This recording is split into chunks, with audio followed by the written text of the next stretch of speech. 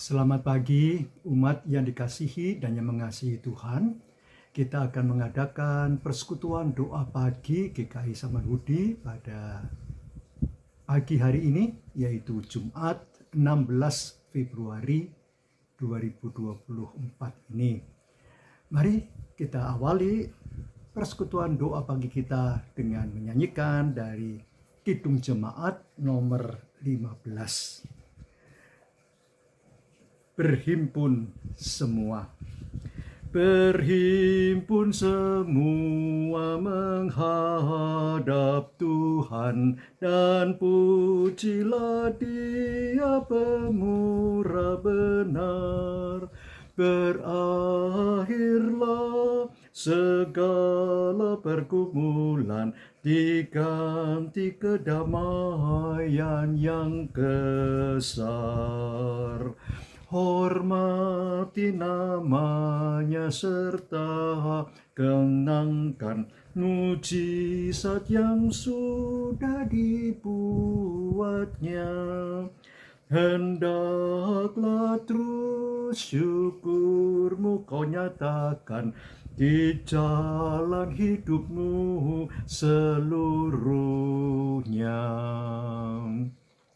Berdoa dan jaga supaya jangan penggoda merugikan jiwamu. Di dunia tegaklah kemenangan, dan dasarnya imanmu yang teguh. Mari kita datang dalam doa sebelum kita akan membaca Mazmur dan sekaligus merenungkannya. Mari kita berdoa. Bapa, terima kasih. Pertengahan bulan Februari, bulan kedua dari tahun yang seolah baru saja kami masuki 2024 ini, sudah kami jalani, dan hari ini tanggal 16 Februari. Terima kasih Bapak, kalau kami sudah memasuki minggu-minggu Prapaskah sejak Rabu Abu kemarin dulu, dan Bapak jugalah yang memberikan kepada kami pimpinan Roh Kudus-Mu sendiri, sehingga apa yang akan kami baca, apa yang kami akan renungkan, apa yang kami juga akan tindakan dalam hidup kami, sungguh mempunyai makna dan arti, baik bagi kami sendiri maupun bagi sesama kami, bahkan alam semesta. Berfirmanlah ya Bapa, karena kami sedia mendengarkannya. Dalam Yesus Kristus Tuhan kami berdoa. Amin. Saudara, tema kita hari ini adalah Jalan Allah. Itu terambil dari Mazmur 25, yaitu ayat yang pertama sampai ayat yang ke-10 saja. Mazmur 25 ayat 1 sampai 10. Sebab kalau semuanya itu ada 22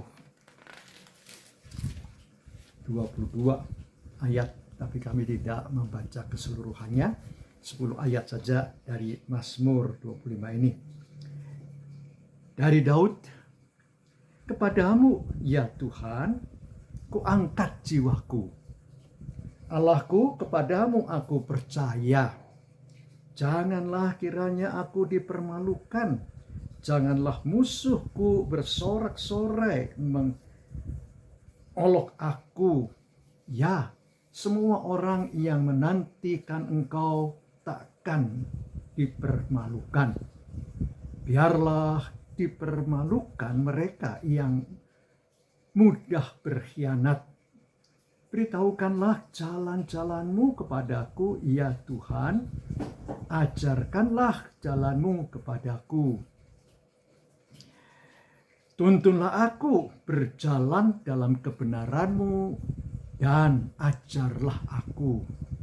Sebab Engkaulah Allah yang menyelamatkan aku.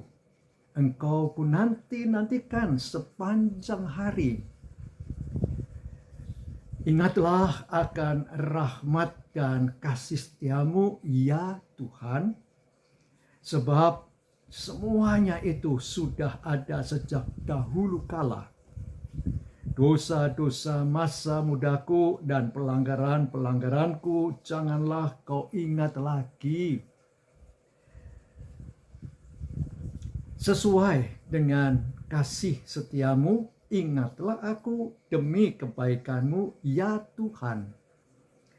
Tuhan itu baik dan benar. Sebab itu, Ia menunjukkan jalan bagi orang yang sesat.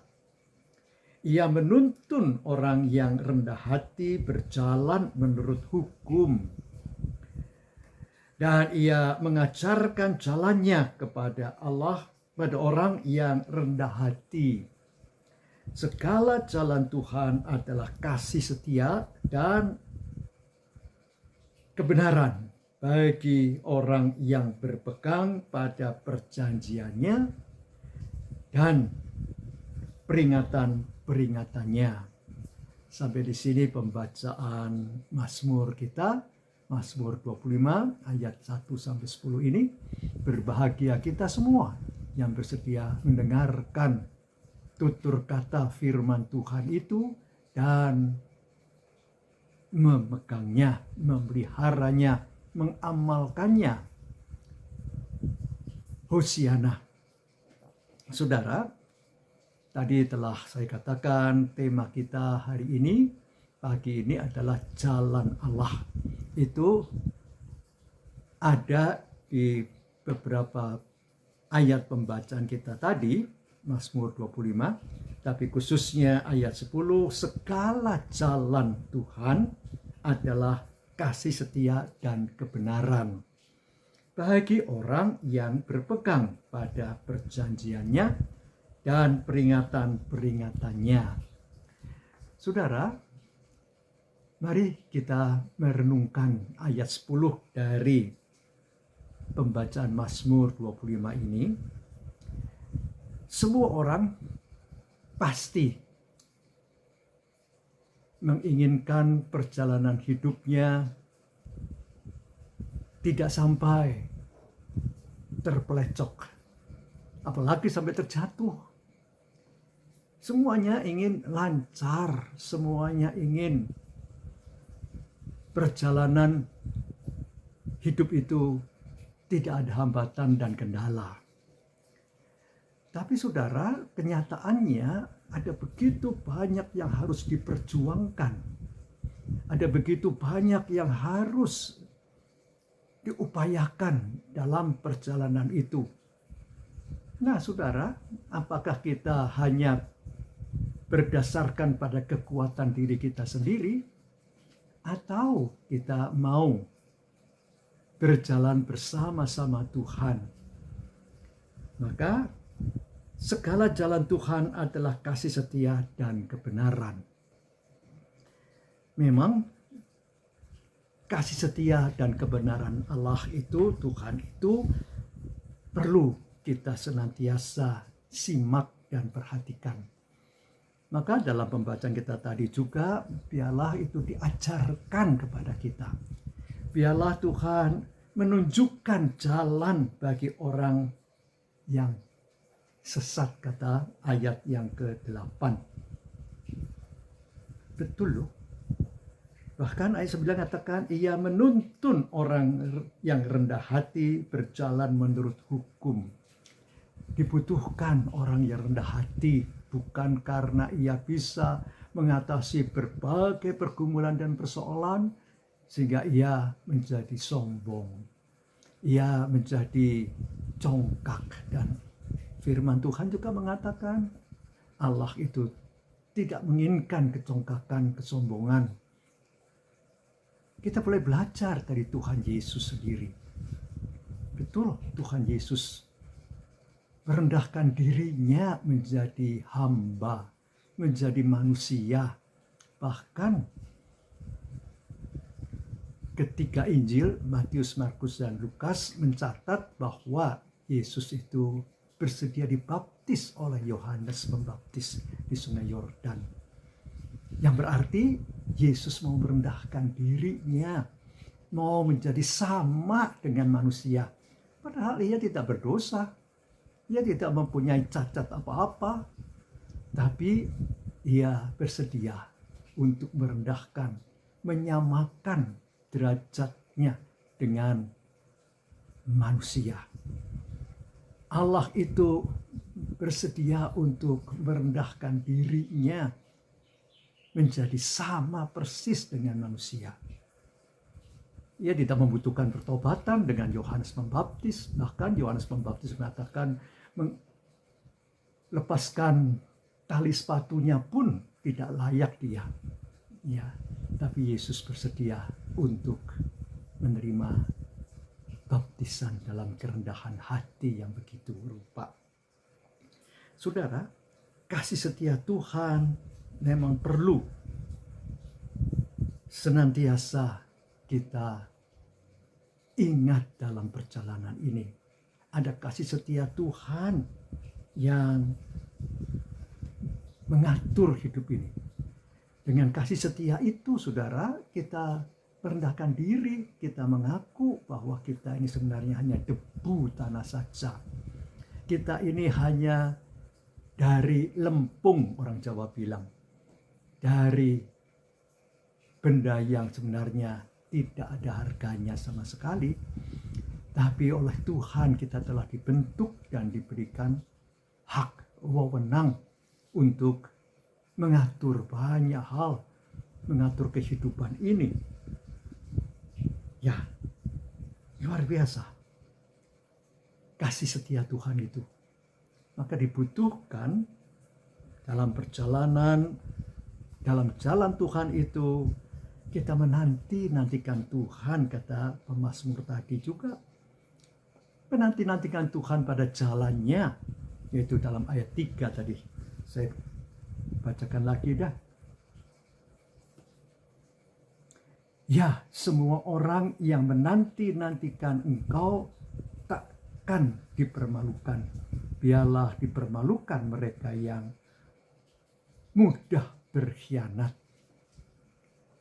Biarlah kita boleh sungguh memiliki setia bersama Tuhan itu. Maka kasih itu kemudian dikaitkan dengan setia dan kebenaran dalam ayat 10 yang boleh kita bersama renungkan. Kasih setia dan kebenaran. Dan jalan Tuhan yang harus kita tempuh kadang tidak dapat kita mengerti. Kenapa harus begini? Contohnya ada seorang ibu yang punya 2 anak. Anaknya lagi sakit dan itu parah. Cuma 2 anaknya. Dan ibu ini kemudian minta supaya anaknya boleh disembuhkan. Sebab kalau sampai Tuhan mengambil anak itu, kasihan saudaranya cuma tinggal sendiri. Tapi toh ibu ini pasrah. Ia bersedia berserah. Dan dalam jalan Allah itu memang dibutuhkan penyerahan diri secara totalitas. Dan Allah dalam penyerahan diri itu bisa bertindak. Tapi bukan berarti kita kemudian cuma berdoa saja. Anak itu oleh ibu ini dibawa ke dokter, bahkan di rumah sakitkan dengan harapan tertolong. Dan ternyata berkat doa, baik kedua orang tua, teman-temannya yang diminta juga untuk mendoakan, anak itu boleh dipulihkan walaupun mulai proses yang cukup panjang. Masuk rumah sakit bukan berarti langsung besok lusa atau 3 hari bisa pulang. Masih harus sampai 2 minggu dalam perawatan yang sangat intensif. Tapi ternyata ia boleh disembuhkan. Nah, saudaraku di dalam Tuhan, memang berserah diri dan percaya. Dan itu yang dikatakan, kepadamu ya Tuhan ku angkat jiwaku, Allahku kepadamu aku percaya. Allahku kepadamu aku percaya. Ayat yang kedua.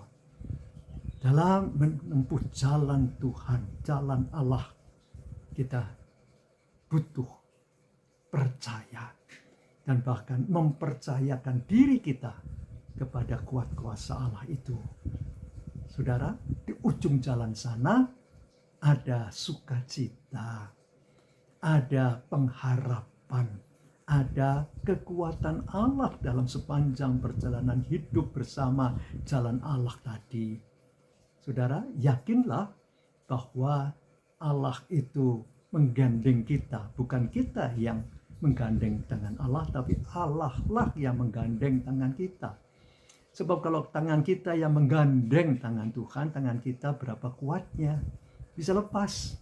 Tapi kalau tangan Allah yang menuntun kita, memegang tangan kita, tangan Allah yang penuh kuat kuasa itu tidak akan lepas dari tangan kita, sehingga kita boleh senantiasa dituntun oleh Dia sepanjang jalan Allah itu. Saudara, masih cukup panjang perjalanan hidup ini. Baru 1,5 bulan kita lalui 2024. Masih ada sekian bulan lagi, minimal 10,5 bulan.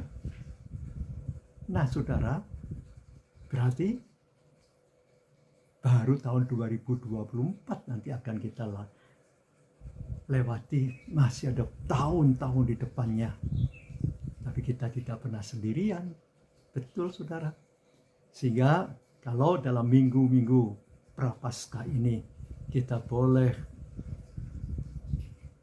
mempersiapkan diri untuk kesengsaraan Tuhan. Kita juga mengakui segala dosa, kesalahan, pelanggaran kita, apa yang dikatakan oleh Daud tadi di dalam Mazmur 25. Tadi juga dikatakan bahwa ia mengakuinya. Saya bacakan. Dosa-dosa masa mudaku dan pelanggaran-pelanggaranku janganlah kau ingat lagi, sesuai dengan kasih setiamu. Ingatlah aku demi kebaikanmu ya Tuhan. Ya betul. Kalau Tuhan senantiasa ingat akan segala pelanggaran, akan segala dosa dan kesalahan kita, siapa yang bisa kuat berdiri?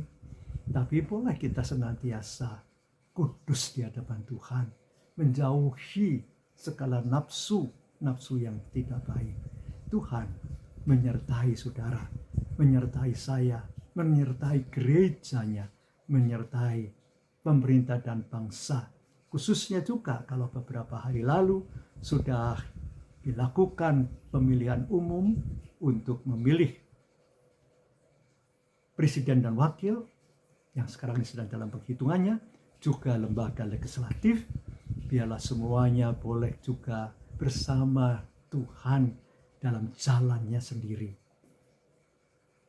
Kita sambut renungan kita dengan sebuah nyanyian, yaitu dari Kidung Jemaat nomor 419.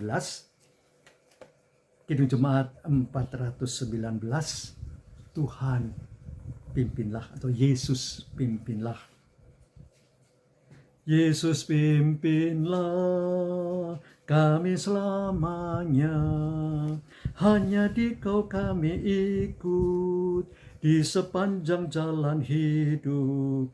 Tuntun umat-Mu masuk rumah-Mu, berilah kami pun iman yang teguh, agar jangan kita keluhkan oleh susah dan keluhan, tapi bertekun ikut jalan-Mu. Aturlah terus langkah umat-Mu, dan berilah pertolongan di setiap percobaan, hingga kami pun masuk rumah-Mu. Mari kita datang dalam doa, syukur, dan syafaat kita. Bapa Surgawi, terima kasih kalau kami boleh berkesempatan bangun pagi untuk boleh bersekutu pada hari Jumat 16 Februari ini. 2 hari lalu, 14 Februari, sudah dilakukan pencoblosan pemilihan umum untuk Capres dan Cawapres, dan juga lembaga legislatif. Bapak jugalah yang akan menolong semua proses dalam penghitungan suara yang sudah terkumpul. Biarlah Bapak kejujuran, keterbukaan, dan jauhkan dari segala kecurangan dan segala hal intrik-intrik yang tidak baik ya Bapa. Tolonglah bangsa kami, dan kami juga boleh melihat campur tangan Allah sendiri untuk kehidupan berbangsa, bernegara, dan bermasyarakat. Kami juga membawa dalam doa kami untuk segala rencana kerja kami, baik mempersiapkan untuk Prapaskah kami, juga Bapak untuk menyambut Jumat Agung dan Paskah tahun ini. Bapak jugalah yang memberikan hati kami selama 7 minggu Prapaskah itu boleh sungguh dipersiapkan, merayakan kesengsaraan Tuhan, tapi juga kemenangan Tuhan dalam kebangkitannya dalam Paskah. Berkati keluarga-keluarga kami, anak, menantu, orang tua kami, ayah, bunda kami, dan semua kerabat-kerabat kami, rekan-rekan kerja kami. Bapak mau menolong. Khususnya juga kalau ada yang sakit, Bapak juga yang akan menolong untuk kesembuhannya. Jalan Allah bukan jalan mudah, tapi Engkaulah yang juga yang menuntun umat Tuhan, gerejamu, jemaat-jemaat Tuhan. Dan Bapak, kami serahkan doa-doa kami juga yang kami hantar kepadamu Bapak. Tiap-tiap hari atau baik pagi maupun malam, Engkau juga yang mengabulkan sepanjang itu boleh berkenan. Kami datang hanya dalam satu nama, Yesus Kristus Tuhan dan Juru Selamat kami. Terima kasih Kristus. Amin. Tuhan memberkati saudara kini dan selama-lamanya. Amin. Bagi Bapak Ibu yang memiliki pergumulan khusus dan ingin didoakan, bisa menghubungi rekan-rekan pendeta di nomor berikut.